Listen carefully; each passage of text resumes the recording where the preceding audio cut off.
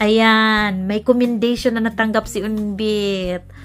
Kasi tapos na yung first semester nila. Simula bukas, bakasyon na nila. Mayroon silang 3 weeks summer vacation. Sarang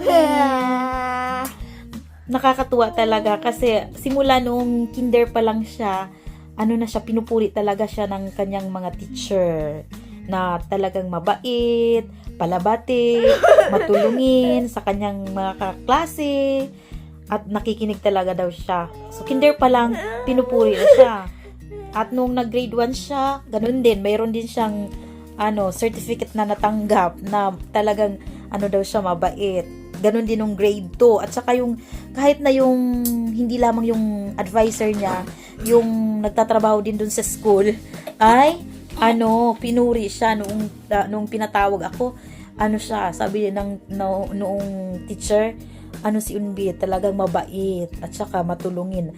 Lagi palabati daw, na, nagigreet siya, kaya natutuwa sa kanya yung, nung mga teacher doon. Sabi nga, maganda raw yung pagpapalaki namin sa kanya. O, di ba?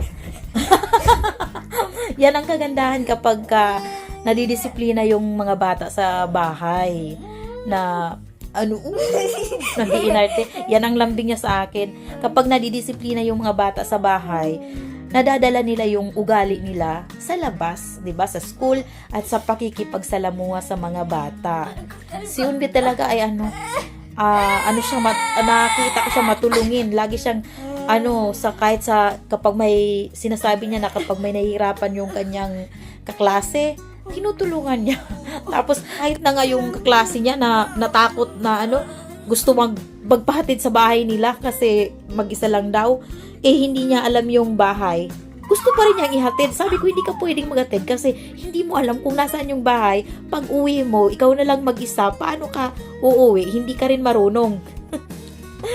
Ay, nako. Kaya tinuturuan ko siya, minsan nasabi ko, paminsan-minsan, kung okay naman, okay lang. Pero kung hindi rin siya. Hindi yung lagi lang siyang yes, yes, yes.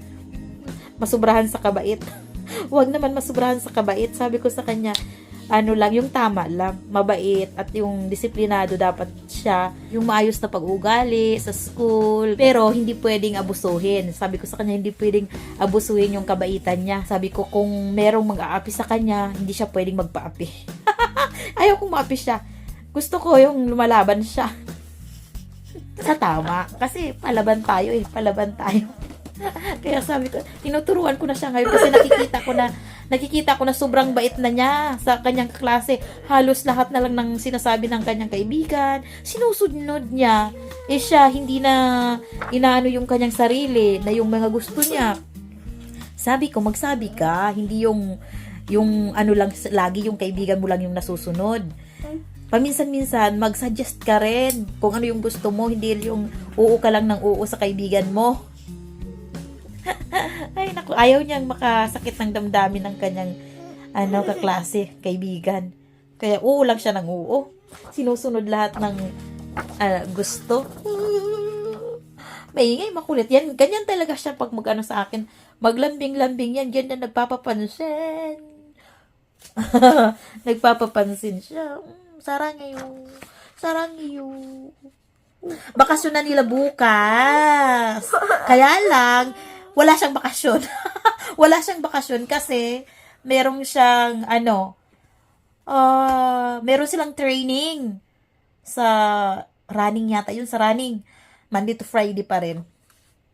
Sa umaga, meron siyang training. Tapos sa hapon ng Lunes at Huwebes, meron din siyang yung sa music club naman nila na sinalihan. Yung music club na sinalihan niya. Oh, muya!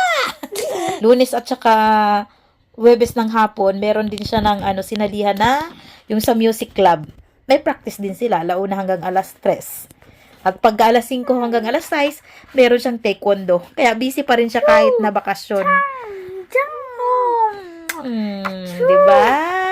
Very good. Dari sa'yo. Sarang